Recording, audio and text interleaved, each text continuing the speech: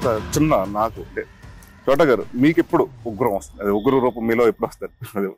అది ఏ పని? ఎప్పుడు నీకు ఎప్పుడు కోపం వస్తే నీలో ఉన్న ఉగ్రం ఎప్పుడు బయట ఎప్పుడు వస్తుంది? ఈ సీజీ పర్సన్స్ కి నేను షార్ట్ ఒకసారి ఎక్స్ప్లెయిన్ చేస్తాను. డైరెక్టర్ నాకు ఇన్స్ట్రక్షన్ ఇస్తాడు, ఎలా అనుకుంటున్నాను చెప్పేసి నేను వాళ్ళు చాలా క్లియర్ గా ఎక్స్ప్లెయిన్ చేసి అమ్మయ్య 110% ఎక్స్ప్లెయిన్ చేస్తాను అనుకుంటాడు. వాడు తీసుకొచ్చినప్పుడు దాంట్లో సగమే వస్తుంది అనుకుంటూ ఇది కదండి అని చెప్పి first time, second time, third time. ఈ థర్డ్ టైం అయిపోయిన తర్వాత నుంచి ఉగ్రం కొంచెం కొంచెం బయటకు వస్తుంది అనమాట, అంతే తప్ప. బ్రహ్మగారు మీకు? నాకు లైట్లు ఆయన ఎప్పుడు కూల్గా ఉంటాడు. నేను ఏంటంటే అక్కడ అంటే మనం అంటే వాళ్ళ స్టాఫ్ ఇప్పుడు ఆ డిపార్ట్మెంట్ మీద ఉంటది కదా, వాళ్ళు అనుకున్నది ఈయన కలర్, ఈయన అనుకున్న కలర్ గానీ లేకపోతే ఏదో ఒకటి ఉంటది కదా, మీరు టార్గెట్ ఉంటది కదా. ఇంకా షూట్ టైం దగ్గరకు వచ్చినప్పుడు కోపం వస్తుంది కానీ కంట్రోల్ చేసుకో. క్లైమాక్స్ లో వచ్చిందని నాకు తెలుసు. 3 రోజులు ఇచ్చేసి సెటప్ రెడీ చేయమన్నాడు. మీరు డే అండ్ నైట్ అక్కడే ఉండి అందరూ ఒక పక్కన షూటింగ్ జరుగుతుందని ఒక పక్కన వర్క్ జరుగుతా ఉంటుంది. అటువంటిప్పుడు అంటే టైం కి మేము ఇవ్వలేము అనే విషయం వస్తుంది చూడండి, అప్పుడు కోపం వస్తుంది. బట్ కొంచెం కంట్రోల్ చేసుకుని నేను ఎప్పుడు ఎవరి మీద కోపపడను. సో ఫ్రెండ్స్ అందరికి తెలుసు కాబట్టి ఎప్పుడు లాఫింగ్ బుద్ధాలా అలా నవ్వుతూ ఉంటారు. సార్ రవి గారు మీకు 15వ రోజు దాటితే వస్తుంది అంటారు?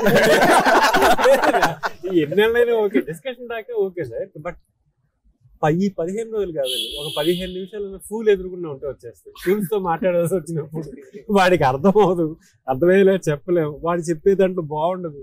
ఆ ఫూల్స్ తో మాట్లాడుతూ 15 సెకండ్లు కూడా చాలు, లేచి వెళ్ళిపోతారు, అవాయిడ్ చేసేస్తాం అంతే. మీకంటే శ్రీచంద్ గారు? నాకు పనిలోనే చాలా సో నాకు అందరూ అవుతారు మీరు వెళ్ళారు కాదు. అంటే ఆబ్వియస్ గా ఒక సిస్టమ్ లో ఉన్నప్పుడు you tend to abide by a lot of things కదా. So that change me as a person. సో నాకు ఓన్లీ పని ముఖ్యం. నాకు పనిలో మాత్రం మోటివేట్ అయితే మాత్రం నాకు చాలా నా మీద కూడా. వెంకట గారు మీకు? మీలో ఎప్పుడు ఉగ్ర రూపం బయట? సరే ఏదన్నా రాసుకుంటా ఉంటాను సార్, కూర్చొని ఏదో ఆలోచించుకుంటూ దాన్ని ఏదో అల్లుకుంటూ ఒక సీక్వెన్స్ ఏదో చదివిందాన్నో ఇంకోటో చూసిందాన్నో నేను ఎలా చేస్తే బాగుంటుంది ఏదో రాసుకుంటూ ఉంటాను దాన్ని ఆలోచించుకుంటూ. మధ్యలో ఎవడో ఒకటి వస్తాడు డిస్టర్బ్ చేయడానికి, ఏదో మ్యాటర్ చెప్పి వెళ్ళిపోతాడు. ఆ తర్వాత కొంచెం కనిపిస్తుంది ఇందాక అనుకున్నాను అని కొంచెంసేపు టెన్షన్ వచ్చేస్తుంది సార్, కోపం వస్తుంది, ఇంకేం అనలేము. కాసేపు ఆలోచించుకొని మళ్ళీ మనమే కొంచెం కూల్ చేసుకుని ఇందాక ఏదో అనుకున్నాను మళ్ళీ గుర్తు చేసుకుని అట్లా ముందుకెళ్ళిపోతుంటారు. మీకు మీ ఉగ్ర రూపం మీలో ఎప్పుడు బయటకు వస్తుంది? జనరల్ గా కోపం రాదు సార్. సో డిసప్పాయింట్ అవుతాను, కోపం రాదు, డెఫినెట్లీ రాదు. ఈ షూట్ లో నువ్వు డిసప్పాయింట్మెంట్ అలుగుతారు మీరు అంటే ఉగ్రానికి అంటే డిసప్పాయింట్ అవుతావు, కోపం రాదు. యా విజయ్ గారు మీకు? అంటే బేసిక్ గా నాకంటే టైం అండి. ఆ టైంకి ఎవరన్నా కలుద్దాం అనుకుని కలవలేకపోయినా, వాళ్ళ టైం విషయంలో ఉన్నాయి. ఒక 5 నిమిషాలు కూడా ఎక్కువ వెయిట్ చేయలేను అనుకున్న టైంకి నేను ఒక 10 minutes బిఫోర్ ఉంటాను. అలాగే వాళ్ళు ఉండాలనుకుంటాను. అది నాకు అంటే ఆ టైంకి వాళ్ళు రాలేకపోతే కనుక అక్కడ కోపం వచ్చాను. మీ వాచ్ లో అరగంట అంటే ఫాస్ట్ గా చేయాలి, ఫాస్ట్ ఫినిష్ చేయాలి, అంత స్లోగా ఉంటే కనుక నాకు చెప్పిన పని వెంటనే ఆడు క్యాచ్ చేయలేదు అనుకోండి, కోపం వచ్చాడు. అందువల్ల ఈ సినిమా ఎక్కువ సార్లు కోపం వచ్చింది. నాకండి నోట్లో ఫుల్ గా బ్లడ్ వేసుకుని కెమెరా ముందు ఉండి ఐలో కూడా ఐలో బ్లడ్ వేసుకుని, అది ఎక్కువ ఐలో బ్లడ్ ఎక్కువసేపు ఓల్డ్ అవ్వదండి, చాలా లిమిటెడ్ టైం ఉంటుంది, లేకపోతే కారిపోతుంటది, చండాలంగా ఉంటది. అంటే మనం ఏడుస్తుంటే ఇలా వస్తుంది, కన్నీళ్ళ వస్తుంటది బ్లడ్. సో అక్కడండి అండ్ బాగా అంటే ఎప్పుడన్నా బాగా రిస్క్ చేసి చాలా మంచి షాట్ చేసినప్పుడు ఈ డిపార్ట్మెంట్ లో ఫోకస్ పోయింది అంటే అది ఎలా ఉంటది అంటే ఒక్కోసారి అంటే చాలా సార్లు అంటే అది వాళ్ళ తప్పు కూడా కదా, అందరూ ఇక్కడ తప్పులు చేస్తారు. సో అక్యురేట్ గా ఎందుకంటే మేము ఒక అడుగు ముందుకు రావచ్చు. బట్ మాకు అసలు యాక్టర్కి ఏంటంటే భలే వచ్చిందిరా టేక్ అనుకుంటాం, చాలా బాగా అనుకుంటాం, అవుట్ అంటే భలే చేసాం కదా అని మనం చిన్న అనుకునే టైప్ కి అవుట్ ఫోకస్ అవుట్ అంటాడు.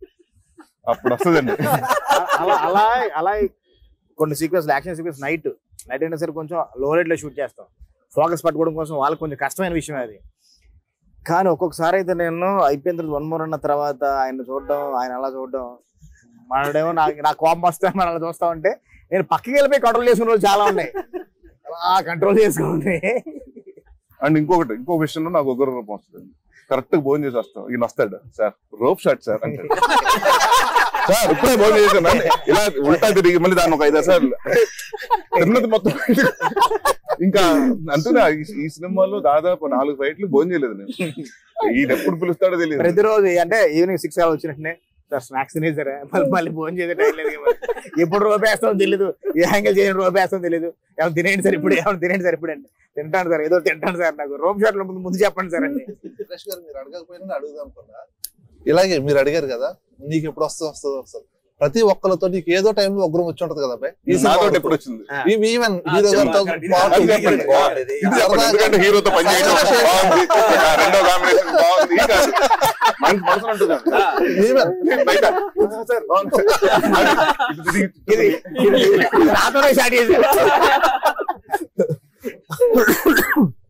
ఫస్ట్ అక్కడి నుంచి వస్తాను. నాతో ఎప్పుడు రాలేదు. ప్రతిరోజు ఇప్పుడు ఇంటర్వ్యూ కాబట్టి నేను రావట్లేదు, ప్రతిరోజు ఇప్పుడు అయిపోయి కూడా ఇంకా ఉంది నీకు. ప్రతిరోజు అంటే గంటకు వస్తుంది సార్, పాపం గంటకు వస్తుంది. ఎందుకంటే కూర్చుందాం అంటాడు, 2 o'clock చెప్తాడు, 2 o'clock అప్పుడు లెగుస్తాడు. మనం నేను టైం కదా 2కి ఇలా కూర్చుంటాను నేను రెడీగా. నాదప్పుడు మా సత్యగడ ఒకడు వాడు ఆడు లేపి రెడీ చేసుకెళ్ళి వస్తే ఆడు ఇలా నీరసం కూర్చోంటాడు.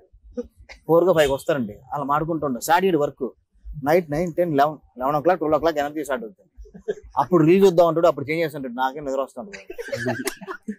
ఇప్పుడు షూటింగ్ అంటే అంతమంది క్రౌడ్ తో ఉంటాం కాబట్టి అసలు మన నిద్ర ఉండదు. 4 రూమ్ల మధ్యలో కూర్చొని మూడు ఉండాలి కదా బ్రో, మీ ఎనర్జీ షూటింగ్ అంటే ఇప్పుడు ఆ 3 ఉండాలని మొత్తం నైట్లు కూర్చోబెడతాడు ప్రతిరోజు. నైట్ మార్నింగ్ 4 o'clock కూడా బ్రో ఒకసారి చెక్ చేయంటే కళ్ళలో మూతలు పెడతాను, ఏం చెక్ చేస్తాం ఇప్పుడు అలాగే మన కొడుకుని డీప్ స్లీపే ఆ టైంలో ఉండాలి.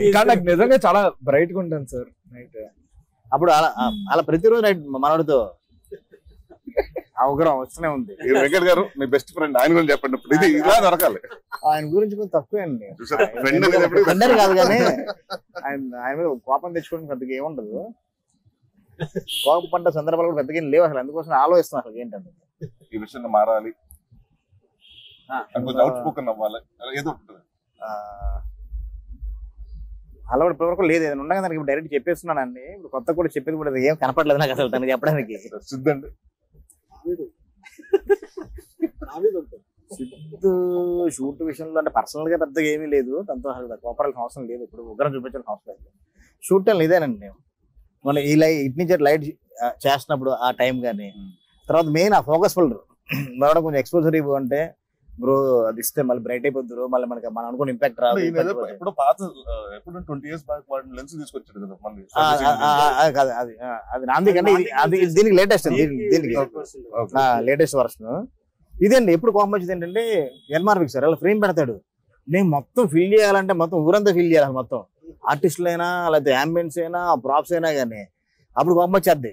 మనకి ఫాస్ట్ గా అయిపోవాలి, ఇప్పుడు చిన్న క్లోజ్ షాట్ పెట్టినా ఎంత ఉంటుంది అది, ఎన్ని ఫీల్ చేయాలంటే బ్రో ఏంటి అంటే బూతులు కూడా వచ్చాయి, ఒక్కలో ఏమా ఎన్మార్ఫీకి దొబ్బుతున్నాం, ఇలా ఇలా అండర్ చాలా ఉన్నాయి. మరొకటి ఫస్ట్ మేబీ 2 షాట్ల తర్వాత ఫస్ట్ డే నాకు వద్దు బ్రో ఎన్మార్ఫీ,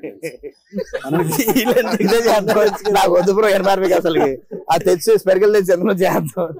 ప్లస్ అదొకటండి ఏంటంటే నాకు ఈ సినిమాలో ఎక్కువ స్లో మోషన్ షాట్లు కావాలి, అది ఒక్కొక్క లెన్స్ కి ఒక్కొక్క ఫ్రేమ్స్, ఆ 75 ఇస్తే 60 frames వస్తుంది, అది 135 ఇస్తే వస్తుంది. ఆ తర్వాత మళ్ళీ మనం 55 అరేంజ్ చేసామంటే 40 కంటే దాటుతుంది ఫ్రేమ్స్. మనకి వైడ్ ఇలా పెడతాము, యాక్షన్ సీక్వెన్స్ లోనే వైడ్ షాట్ పెడతాము, అది 40 కన్నా ఫ్రేమ్స్ ఎక్కువ రాకపోతే ప్రాబ్లం. అందుకోసం ఈ సినిమా కంటే ప్యాంతం చాలా ఎక్కువ వాడాం, ప్యాంతం కెమెరా. ప్రతి యాక్షన్ సీక్వెన్స్ ప్యాంతం కెమెరా వాడాల్సి వచ్చింది, ఓన్లీ ఎన్ఆర్పి వాళ్ళే. అలా ప్రతిసారి కోపం రవి గారితో నా వల్ల ఆయన కోపం రావలేదు అని అసలుకి స్క్రిప్ట్ ఇచ్చిన దగ్గర నుంచి సార్ అయిపోయిందని తప్ప ఆయన దగ్గర నుంచి అసలు ఆయన మీద ఇప్పుడు వరకు నాకు ఎప్పుడు లేదు. ఎందుకంటే ఆయన నాకు గురువు లాగా, బాస్ లాగా, ఒక గైడ్ లాగా నాకు అలాగే ఆయన అసలు ఎప్పుడు నాకు చాలా ప్రిన్సిపల్ అండి, రెస్పెక్ట్ ఉంటుంది, కంప్లైంట్లు ఉండవు. బ్రహ్మగారు బ్రహ్మ విషయంలో కోపం అంటే కోపం తనలో ఎప్పుడు కోపం చూడలేదు, అసలు తనతో ఎప్పుడు కోపం కూడా రాదు అసలుకి. ఎందుకంటే నాకేం కోవాలంటే ముందు అలా రెడీ చేసి పెడతా ఉంటాడు, అందులో ఎక్కువ కాలం కలిసి. ఈ సినిమాలో ఆయన కోపం వచ్చింది మీ మీద, వచ్చుండొచ్చు. ఎందుకంటే నాందికి రాలేదు, ఈ సినిమా ఆయన మీద కోపం వచ్చింది మీకు. కోపం అంటే ఇప్పుడు నైట్ లో చేస్తున్నాం కదా, తన టెన్షన్ తనకు ఉంటది, మా సైడ్ ఉండే ప్రాబ్లమ్స్ మాకు ఉంటాయి. అది టైం ఒక్కొక్కసారి ఇవ్వాలి కదా ఆర్ట్ డైరెక్టర్. ఆ టైం తక్కువ ఉన్నప్పుడు అరే ఇంకొంచెం టైం ఇస్తే బాగుండేది కదా అనే వస్తది, అంతే తప్ప అంత మించి వేరే కోపం ఏం లేదు. ప్రసాద్ గారి గురించి ప్రసాద్ గురించి ఎప్పుడు కోపం రాలేదండి, ఎందుకంటే ఓన్లీ నువ్వు ఒక్కడే ఎవరి మీద కోపం లేదు. స్టార్ట్ చేసే ముందు బ్రో అసలు నువ్వు అంటే ఎంత కూల్ అసలు నువ్వు నేను అంటే మనలో గొప్ప విషయం ఏంటంటే కాదు కానీ ఇంటర్వ్యూలో మటుకు నీ మీద కోపం ఉందని చెప్తాను. మరీ వాళ్ళ సుడియబద్దులు అంటే మన అదృష్టం ఏంటండి సార్ వాళ్ళకి, ఇప్పుడు ఈ మినిట్ లో మనం ఇష్టం చిట్టేసాం అనుకోండి, అప్పుడు గుర్తున్నది అలాగే ఆ విషయం, నెక్స్ట్ 1 hour గుర్తుపెట్టుకోవడం అలాగే, అంటే మనం చెప్తున్నది లోపల తీసుకోవడం కూడా అలాగే అలాగే, అది మాత్రం తన విషయం నాకు బాగా నచ్చే విషయం. అది ఫ్రెండ్ అయితే తీసుకోవచ్చు, అసలు ఎనిమిస్ ఉన్నారు. అందరి గురించి చెప్పారు కాబట్టి అండి ఫైనల్ గా నా గురించి. బట్ మీరు ఆన్సర్ చెప్పే ముందు నరేష్, విజయ్ 3 కూడా ఉంది, ఆలోచించి బేసిక్ అంటే మీ గురించి ఎప్పుడు అంటే ఎప్పుడు నాకు కోపం రాలేదు, దగ్గర చూపించాల్సిన అవసరం రాలేదు. నాకు తెలిసి ప్రతి రోజు ఒక 10 సార్లు మీకు వచ్చి ఉంటుంది నా మీద. అది అలానే కాదు కానీ అంటే ఒక విధంగా మంచిదండి. ఎందుకంటే ఈయనకి ఈ సినిమా మనం స్టార్ట్ చేసిన తర్వాత ఈ 59 సినిమాల్లో అన్ని కామెడీలు ఎక్కువ చూస్తున్నారు కాబట్టి ఆ బాడీ లాంగ్వేజ్ రాకూడదు, ఆ బిహేవియర్ రాకూడదు, ఆ డైలాగ్ మాడ్యులేషన్ కూడా ఆ కామెడీ లాంగ్వేజ్ అంటే సడన్ గా అది గుర్తొస్తే నవ్వేస్తారు ఆడియన్, ఎందుకంటే చాలా ఇంటెన్స్ సినిమా కాబట్టి. అది ఓకేనండి, ఇంతవరకు పెడతాడు లెన్స్ టైట్ అంటాడండి, హెడ్ ఇటు మూవ్ అవ్వదు, ఇటు మూవ్ అవ్వకూడదు, ఇటు మూవ్ అవ్వకూడదు అంటాడు. ఈయనేమో సార్ మనం మాట్లాడినప్పుడు ఇవి వస్తాయి కదా సార్, ఈ లాగటం వద్దు సార్, ప్రౌన్ వద్దు సార్, ఎక్కువ ఊగుతుంది సార్, ఓగొద్దు సార్ అంటే ఇలా ఉండి ఓన్లీ లిప్ మాత్రం అంటే అసలు అది నాకేంటంటే కంట్రోల్డ్ గా చేయటం అలవాట్లేదండి. ఎప్పుడు నాకు కొంచెం ఎక్కువ లైవ్ అంటే కొంచెం ఇష్టం, అలా ఫాస్ట్ మూవ్మెంట్ ఉంటుంది, బాడీలోనే మూవ్మెంట్ ఉంటుంది. చూడండి మాట్లాడినప్పుడు ఎంత వెళ్తుంది కది అంటే అలా స్టాచ్యూలో చెప్పమంటే మాత్రం నేను యాక్ట్ చేస్తున్నానా వస్తుంది కరెక్ట్ గా నాకే డౌట్ సైడ్ అయినండి, దాని తప్ప ఏమి ఎప్పుడు లేదండి.